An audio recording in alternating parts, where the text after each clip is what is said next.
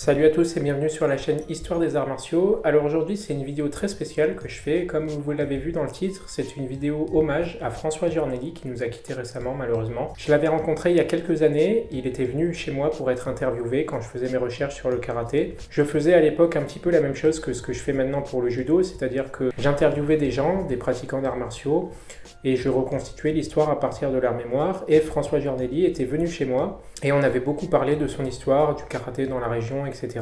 Il avait beaucoup d'informations très intéressantes à propos des débuts du karaté à Cannes. Donc c'était vraiment une interview qui était très intéressante, mais à l'époque, j'avais pas cette caméra-là avec laquelle je me filme maintenant. J'avais une petite Xiaomi Yi, c'est une sorte de GoPro, mais c'est une copie chinoise. J'avais pas du tout d'argent à cette époque-là, je galérais vraiment comme un étudiant modèle. Et du coup, la qualité de l'image et la qualité du son sur mes enregistrements étaient vraiment médiocres, très médiocres, à tel point que j'avais décidé de ne pas mettre les enregistrements en ligne. En plus de quoi, les enregistrements à cette époque-là, j'avais pas encore ma chaîne YouTube telle qu'elle est maintenant, je comptais pas les mettre en ligne, je les utilisais simplement pour avoir un fichier audio et éventuellement vidéo, et pouvoir faire une retranscription de ce qu'on s'était dit pendant la discussion, et travailler à reconstituer l'histoire ensuite avec les informations contenues dans cette retranscription. Donc c'était pas du tout un format qui était fait pour être diffusé, et je vais pas diffuser l'interview en entier puisque ce serait trop long et puis la vidéo est pas de bonne qualité. En plus je filmais chez moi à l'époque, donc c'est pas terrible comme qualité. Par contre, il y a quelques passages que je voudrais mettre dans cette vidéo pour rendre hommage à François Giornelli. Quelques passages à propos de sa vie, à propos de ce qu'il a vécu dans le karaté et dans les arts martiaux. Donc voilà, c'est une vidéo spéciale en hommage à François Giornelli qui nous a quittés récemment. Un professeur qui faisait pas de vagues mais qui enseignait à beaucoup de jeunes gens et qui a fait un excellent parcours dans les arts martiaux et les sports de combat. Donc voilà, je voulais lui rendre hommage par le biais de cette vidéo et j'espère que vous apprécierez les quelques mots qui vont suivre. Merci et à bientôt sur la chaîne Histoire des Arts Martiaux.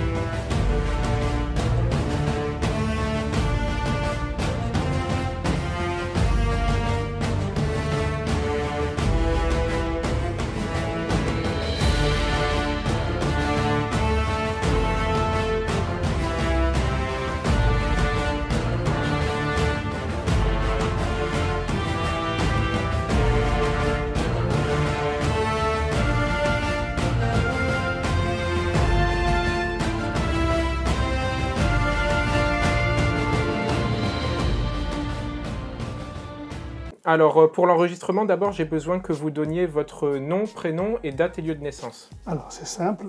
François Giornelli, comme c'est marqué là. Oui.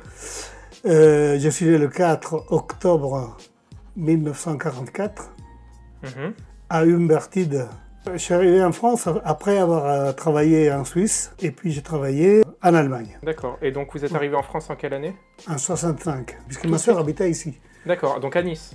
À Cannes. À Cannes. En fait, c'était l'Avocat. Ah ben, on va pouvoir rentrer dans le vif du sujet. Alors, comment vous avez rencontré les arts martiaux? C'est la première question.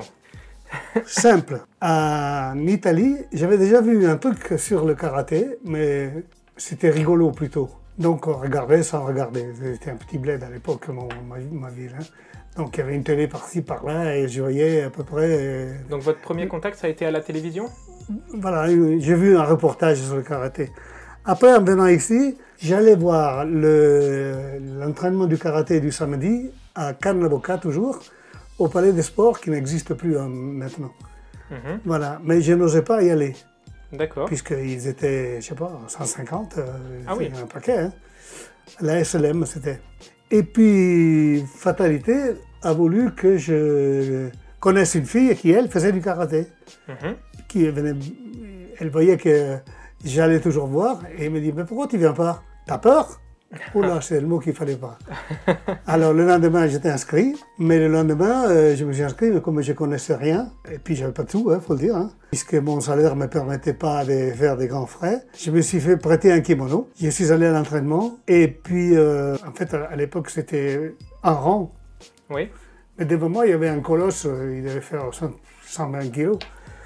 Et donc, je vais juste ça pour voir le prof. Oui. J'ai même pas eu le temps de passer. J'ai reçu un coup de poing dans l'estomac. Il m'a plié en deux. Il a dit, on reste derrière. Ok. C'était Vichy à l'époque. Hein. Ah, c'était Max Vichet. Voilà. Bon, là, j'ai compris. Je voulais plus rentrer. J'ai dit, mais c'est pas pour moi, ça, c'est un truc trop violent. Et puis finalement, bon, je suis resté. Et la fin de la saison, M. Vichet est allé à Rocheville. Au Canet Rocheville. Voilà, puisqu'il y a eu, entre lui et le président de l'époque, M. Barello, il y a eu un quiproquo, je ne sais plus lequel, hein, c'était entre eux. Et moi, je n'avais pas de moyens de locomotion, puisque déjà pour aller à Cannes, il fallait que je prenne le bus. À l'époque, on faisait 10 heures par jour. Hein. Ok. Vous travaillez donc dans... J'ai travaillé à la SEB, on réparait des wagons de la SNCF. D'accord. C'était en quelle année ces débuts, dites-moi? 65. 60. Ah, mais le début de la karaté? Ouais. Dans le karaté, c'était 67, je crois. Ce qui fait que à Rocheville, pour moi, c'était impossible. Et donc, j'ai continué de rester à Cannes. Et qui a pris la relève de Max Vichet, du coup? Monsieur Jean-Pierre Parlani. Jean-Pierre Parlani. Voilà. Qui ensuite s'est arrêté parce qu'il a continué dans la boxe française. Entre-temps, donc, moi, j'avais eu ma ceinture marron. Et il est arrivé au club, Monsieur Simon Orsini, donc du judoka et canoë. Et quand il est arrivé, il a demandé au président, est-ce que tu aurais quelqu'un pour m'ouvrir une section karaté au sein du judo poids et canoë? Alors M. Barello il a dit, ben, il n'y a qu'à prendre François. Ils sont venus me voir. Et puis moi je suis de ceinture marron seulement, je ne me sens pas d'enseigner, il peut enseigner que je connaissais. Et puis, bon, finalement, j'ai trouvé un copain qui m'a amené à Rocheville, puisque lui-même pratiquait le judo. C'était en 74. Hein. Et en 74, j'ai passé ma ceinture noire. Vous l'avez passé où? Le premier dan, je l'ai passé au Canet. Alors, comment étaient les entraînements dans ces années-là? Dur. Différent? Très dur? Dur, plus très dur. Très dur. Même en Wadoryu, il y avait des gros chocs, parce qu'en Wadoryu, quand même, c'est un peu plus doux que le Shotokan. C'est ce qu'on dit, mais c'est pas vrai. D'accord. Notamment quand on partait le samedi matin, samedi après-midi, pour faire du footing, on le faisait pieds nus depuis l'ancien palais des sports, parce que maintenant il n'existe plus, on a fait un parking. Jusqu'au rocher de la Boca, on allait à pieds nus. Mais effectivement. Le goudron, on aurait dit que c'était des pointes de diamants. On revenait les pieds en sang, mais c'est la vraie vérité, hein, en sang. Et donc c'était très dur. Alors, les stages, est-ce qu'il y en a eu très tôt des importants? Beaucoup, très tôt. Moi j'ai fait le premier stage avec Nambu. Mon premier stage c'était avec M. Nambu, Yoshina Nambu. Parce qu'il m'a désigné moi, je ne sais pas pour quelle raison. Il m'a dit de te dire, j'avais un matelas comme ça, hein, devant moi. Il m'a fait un maigri, vous faites du karaté? Oui. Il m'a fait un maigri, je le sens encore. D'accord. Je vous jure, de temps en temps, quand je fais certains mouvements, ça pique. Et j'ai dû faire, je sais pas, 3 mètres en arrière pour montrer son double twist. Voilà. C'était un être exceptionnel. À tel point que quand il a fait une démonstration une fois à Golfe-Juan, je ne le voyais plus depuis des années. Hein. Chez Boucher peut-être? Chez Boucher, ouais. Depuis des années, je ne le voyais plus. Et donc, comme il y avait une démonstration, je suis allé voir, évidemment. Puis il a regardé. François, viens. Mais j'ai fait tout petit. Oui, je vois. C'est incroyable. Et la même chose avec Shinen. Shinen aussi, Kenju Shinen, qui n'est plus en France, hein, il est retourné au Japon, qui venait d'Okinawa d'ailleurs. Shinen comment? Kenju. Pareil, c'était à Golfe-Juan toujours. Et il m'a dit, garde-moi un peu mon t-shirt, François. Alors, il a fait une démonstration de fusils avec la chaîne. Oui, le Kama. Il me disait qu'il avait fait une autre démonstration quelques temps auparavant et qu'il s'était blessé à la cuisse avec la pointe de la faucille. Il a fallu vite que je finisse parce que ça commençait à saigner beaucoup. Vous avez quand même appris un peu le Sankukai ou pas du tout? Oui, pendant les stages. Pendant les stages seulement. Voilà. Disons que... montrer des choses très différentes? Non, à l'époque c'était surtout pour la compétition. Et donc notamment cette histoire de double twist. Oui, c'est-à-dire 2 rotations de la hanche? C'était partir en arrière pour revenir en avant. Ok, d'accord. Voilà, donc après on a fait des stages avec Valera, j'ai fait des stages avec un peu n'importe quoi. J'ai arrêté parce que Les stages, c'était un peu trop loin. Et après, je me suis marié, évidemment. Et ma femme a fait un petit. Et Puis deux. Et puis les stages, c'est chronophage, ça demande beaucoup de temps. Oh, énormément. Ok. Alors, vous avez pratiqué la compétition, donc? Oui. Alors, dites-moi. Jusqu'à ma dernière compétition, c'était il y a 4 ans. Ok, donc un moment. Mais c'était pour donner un exemple. En fait, avec mon ami François Bagnéry, je ne sais pas si vous connaissez. Oui, je connais, oui. On se dit un jour, pour quelle raison il n'y a pas de vieux dans les compétitions?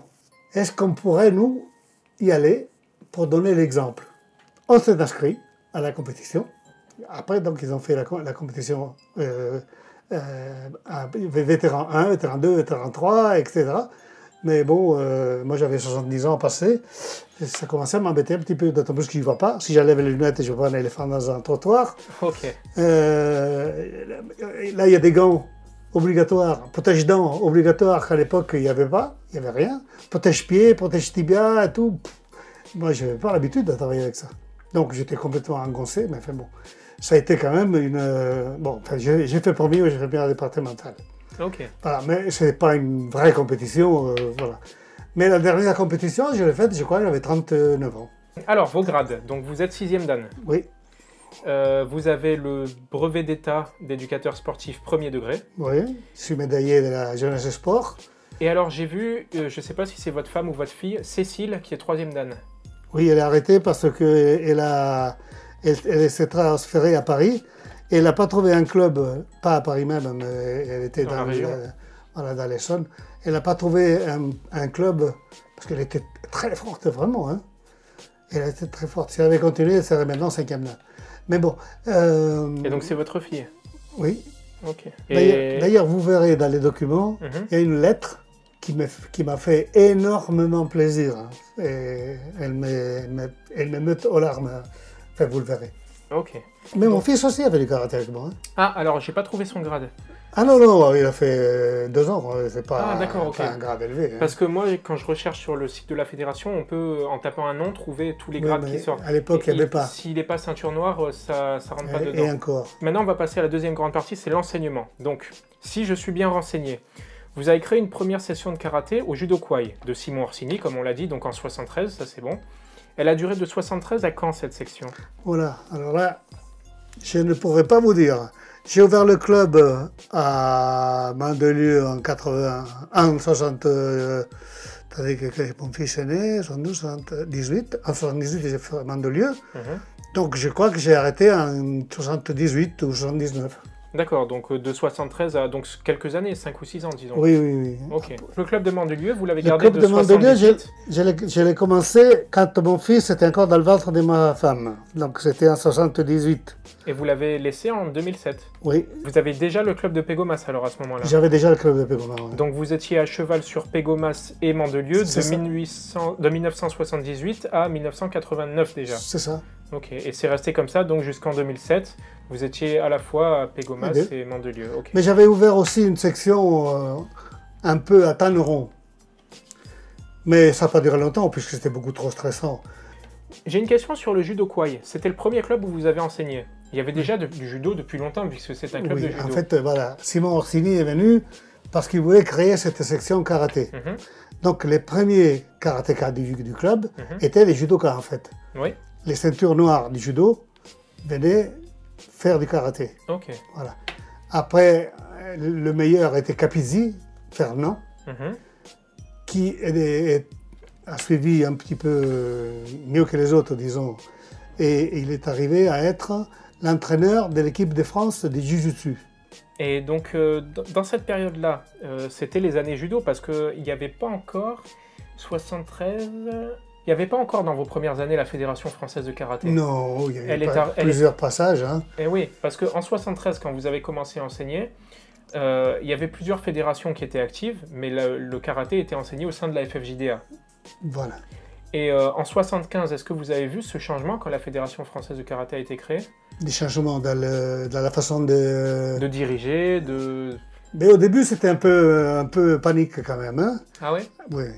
Après, il y a eu deux changements en fait.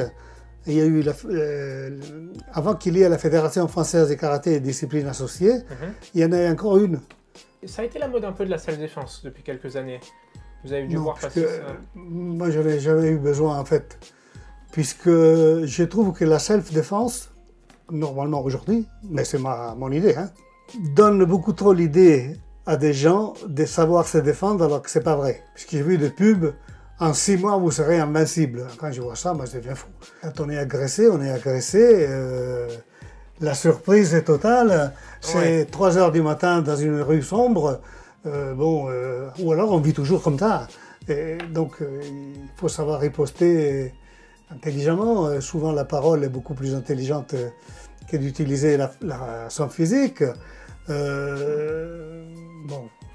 Vous avez vu l'évolution des réglementations en compétition? Oh, oui. Alors dites-moi, qu'est-ce que vous en pensez? Eh bien, écoutez, avant le karaté, c'était un karaté un peu, entre guillemets, voyou. C'est-à-dire qu'on y allait pour démonter l'autre. C'est clair? Ok. Voilà. Et puis, je me souviens d'avoir donné un jakutsuki à Valera. Ouais. Mais je me suis fait mal. Comme si j'avais frappé un mur. Pareil. Que je me suis fait mal à la main. Et donc, on se faisait mal. La première chose qu'on voyait lorsqu'on rentrait dans la salle de sport à Nice pour faire une compétition, c'était un brancard. C'était la première chose visible. Enfin bref. Et donc, c'était très dur, très dur. Il y avait des blessés assez souvent. Et maintenant, le karaté a évolué vers le sport karaté parce qu'on poursuit le sport olympique. Ouais. Je vois avec l'illusion, puisqu'en fait, comment dirais-je, on sera olympique l'année prochaine. Oui, ce sera déjà fini. Et voilà, dès que c'est fini, top, on fait... C'est d'ailleurs déjà fini avant que ça commence, puisqu'ils ont décidé que ce ne serait pas olympique. Il y a des gens qui seront entraînés pendant des années et des années, où ils ont l'illusion et puis finalement, c'est fini. Et en ce qui concerne l'évolution de la technique de la compétition, il y a certains profs qui m'ont dit on a vendu notre âme au diable pour être olympique. Exactement. Et du coup, on fait plus de karaté, on sait plus faire. On fait des touches maintenant. Ouais. Et il y en a d'autres qui m'ont dit en fait, c'est du karaté pour les enfants. Le karaté à la touche, normalement, c'est bien pour les enfants. Pour les adultes, ça devrait être à la dure. C'est un petit peu comme un duel au sabre. Hein. 1 mort, 2 morts, pas de 0 mort. Ok, je vois, ouais. Le sport karaté, c'est 8 points, 0. Ouais. 8 points. Il n'y a pas de coups violents. Il n'y a plus de coups violents. Okay. C'est peut-être pas mieux, hein. C'est peut-être pas mieux. Mais il faudrait quand même retourner un petit peu à un karaté un peu plus dur. Moi, je me rappelle quand on faisait les compétitions de karaté, les gradins étaient pleins de monde. Maintenant, il n'y a personne. Si on enlève les gens qui ont des enfants qui combattent ou les amis, etc., il n'y a plus personne. Parce que c'est plus spectaculaire. Avant, oui, avant, quelqu'un qui était par terre, il a perdu. Hein. Ouais, avant, c'est-à-dire il y avait une vraie notion de combat. Voilà, maintenant c'est plus, comme je dis, une touche. Toc, toc, toc. Si vous avez un conseil ou une idée particulière qui vous est chère et que vous aimeriez transmettre à la prochaine génération de karatéka, ce serait quoi? De pratiquer tout le temps. Voilà, puisque on n'arrive pas en 3 mois, 4 mois, comme on dit, à être efficace d'une part. Et puis, plus on pratique, plus on aime. En fait, c'est dans la continuité qu'on trouve la beauté du karaté. Ce n'est pas tout de suite... C'est pas quelque chose qu'on voit tout de suite. C'est au bout de quelques années qu'on commence à chercher et surtout à creuser. Parce qu'il ne s'agit pas de seulement faire tsuki, magari, mawashi, etc. Et après, il y a des trucs à creuser soi-même. Et c'est ça, le vrai travail. Le vrai travail, c'est la recherche. Voilà. Okay. Et comme ça, on l'adapte à soi. Et non pas... C'est pas quelque chose de rigide, voilà. Le karaté. Et dans le karaté, il y a tout, en fait. Il y a des chutes, il y a des frappes, il y a des armlocks, voilà. Il devrait tout au moins y avoir. Ok.